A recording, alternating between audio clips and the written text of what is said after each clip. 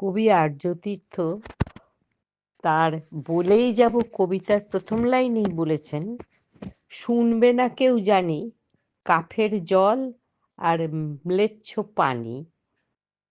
অর্থাৎ তিনি বলতে চেয়েছেন যে তার এই কবিতা কেউ পড়বে না, পাঠক পাবেন না।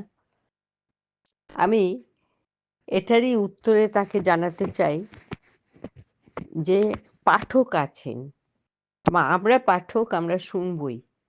তার উত্তরেই আমি ১৬ আনি বলে একটি কবিতা লিখে পাঠ করছি।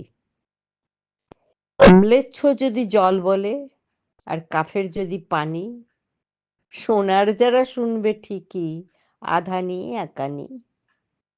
সত্যি কথা বললে আঁচে, মিথ্যে ধোপা ল্যাঙট কাছে, কিছু লোক তো মশালে বাঁচে।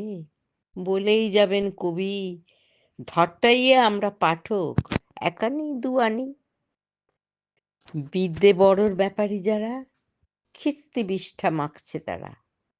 পাঁকের পাকে বরাহ পাড়া, নিষ্ঠিবনের ধারা স্নানে ফেসবুক দেয় ধুয়ে। হক কথাটি বুক চিতিয়ে বলবে তবু কবি, আমরা সবাই এগিয়ে যাব, চারানি আটানি।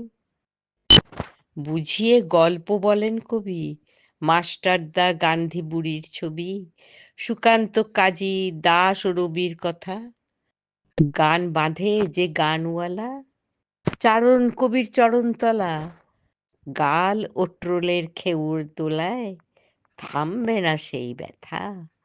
আমরা সবাই এগিয়ে যাব, ১০ আনি ১২ আনি। বলবে কবি বাঁচাতে দেশ, ধর্ম আফিম খায় বিদ্বেষ।